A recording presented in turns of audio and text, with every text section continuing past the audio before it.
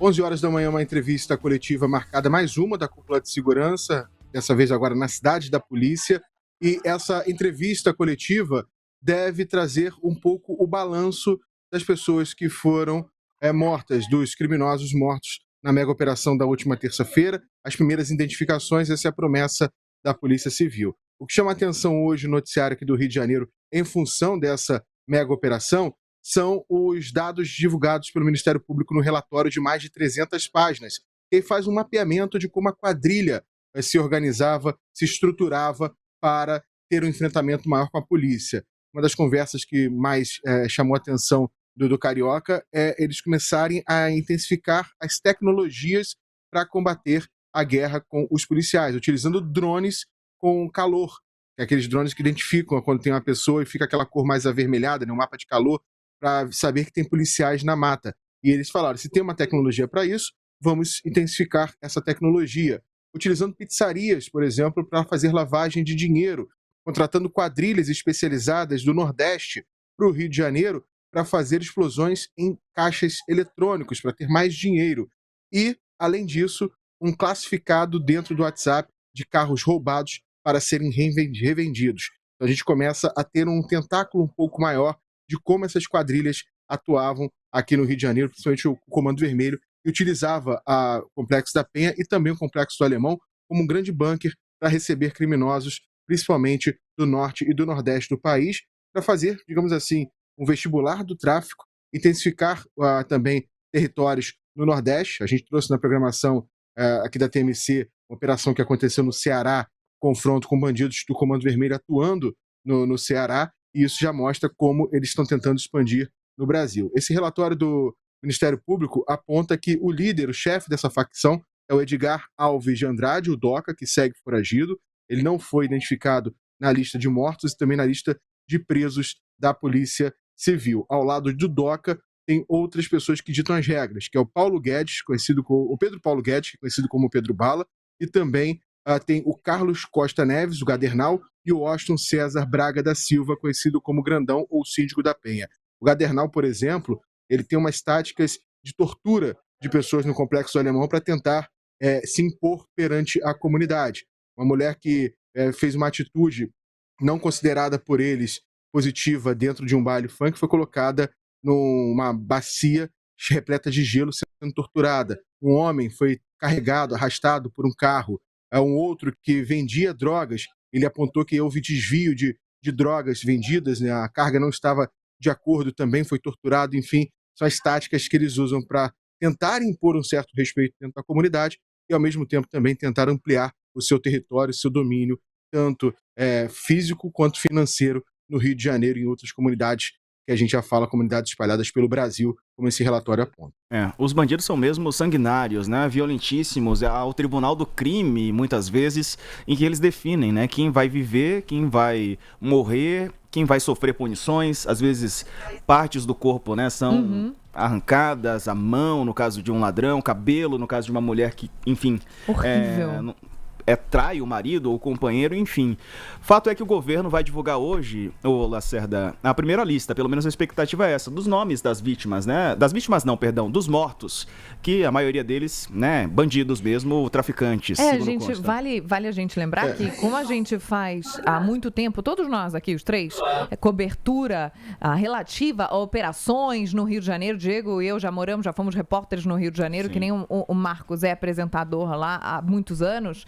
Normalmente, quando existe uma operação com troca de tiros e vítima de bala perdida, ou seja, falando de pessoa inocente, muito rapidamente a família vem reivindicar, consegue chegar à imprensa, fala que é inocente, às vezes isso até entra em debate, né, com a própria polícia, ou não é, estava armado, não estava, não tinha nada a ver, mas o que a gente tem visto nos relatos, inclusive muitos colegas de outros veículos têm feito cobertura lá no ML e tudo mais, é de pessoas que assumem, que confirmaram, né, que eram envolvidos no crime. Continuam lamentando, porque, claro, perderam ali um familiar, mas aí o lamento é deles. Inclusive, tem lamentos assim, de pai, avô, fala assim, eu falei pra ele e tudo mais. É uma tragédia horrível para essas pessoas, mas o que a gente vê é que não chegou nenhuma denúncia nesse sentido, né, Lacerda? Porque, né, Joana A gente Lacerda? tem, por exemplo, 4 baleados, Não, eu ia falar. 4 baleados, e um dos relatos é de uma pessoa que estava na academia e acabou sendo atingida, uma mulher. Eu recebi ontem um relato de até uma amiga da imprensa, que é uma fotógrafa que trabalha para agências internacionais, ela relatando, estava lá nessa cobertura quando os corpos foram colocados no Alemão. Você Lacerda, tinha uma mãe que estava desesperada e falou que sabia que o filho era do tráfico, tentou tirar o filho do tráfico, comprou um megafone para ficar anunciando na comunidade que o filho estava indo para a boca de fumo para tentar, digamos assim, envergonhar ele, né? Gente. Mesmo assim não conseguiu e foi um dos mortos. Então a gente tem essa lista de mais de 120 mortos e também a lista de presos, para a gente tentar saber, porque o relatório do Ministério Público de mais de 300 páginas tem diversos nomes. Mas a gente não sabe desses nomes, por exemplo, quem está preso, quem morreu, quem está foragido. Então a gente vai começar a montar esse quebra-cabeça aqui também. O que eu ia falar é que eu ouvi um relato também de uma mãe que assumia que o filho dela era envolvido com o tráfico de drogas, mas dizia exatamente isso, que ela não concordava, que ela fez de tudo para tirá-lo, mas que ela era uma mãe solo, com outros filhos, com outros 2 filhos, uma microempreendedora individual, que tinha que trabalhar, né, sem apoio nenhum, enfim. E aí o cara foi pro crime, ela repudiava, ela tentava fazer com que ele saísse, mas isso, é claro, não anula o sofrimento dela, né? Das mães, dos pais, enfim, não é porque o filho é bandido, né, e que a mãe não vai sofrer. Continua sofrendo. E outra coisa, Marcos, em relação ao que você falou, a gente precisa entender com essa divulgação de nomes qual foi o impacto da operação no Comando Vermelho. A gente sabe que morreram muitos criminosos, isso aí provoca uma baixa significativa, né? De fato, atinge o Comando Vermelho, mas quem são eles na linha hierárquica é muito importante. A gente falando de organização criminosa, facção, né? Essa hierarquia, ela é muito importante. Quanto mais líderes você conseguir tirar da organização, mais você tira a própria organização em si. Então, a gente entender quem são essas pessoas, se são só soldados, ou se são soldados, né? Só soldados, armados até os dentes com aquelas... Meu Deus, isso é uma coisa horrível, né? Ou se são, de fato, líderes. Lacerda?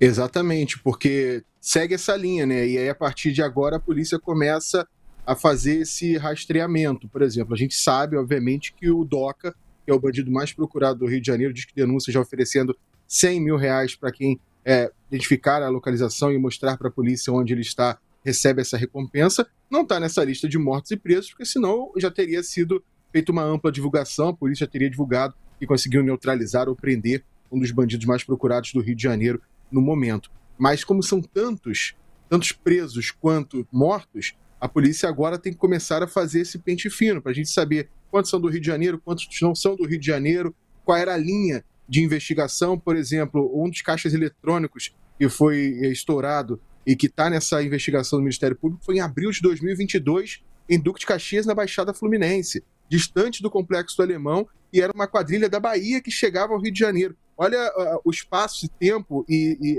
a questão da regionalidade, como é diferente. Então, entender essa nova dinâmica do Comando Vermelho e esse passo de identificação, de rastreamento de quem era quem ali vai ser importante para a gente ter o pós, né? Que no Rio de Janeiro a gente até fala, teve a mega operação na terça-feira, a polícia fala que conseguiu neutralizar um prejuízo de 9 milhões só em fuzil para o Comando Vermelho, mais de 100 bandidos mortos, quase uma centena de presos também. Mas e a partir de agora? Como a polícia vai atuar dentro do Complexo do Alemão e em outras comunidades grandes do Rio de Janeiro, como o Complexo de Israel, o Complexo da Maré, as áreas conflagradas pela milícia. Enfim, o momento agora do Rio de Janeiro é esse, da gente identificar quais são as lideranças que estão vivas, quais que estão presas, quais que estão foragidas, quem vai rei morto é rei posto, a gente sabe disso. Então quem é que vai assumir o controle das lideranças que acabaram se perdendo, para a gente ter esse novo mapeamento e para a polícia conseguir avançar em outras etapas aqui no Rio de Janeiro.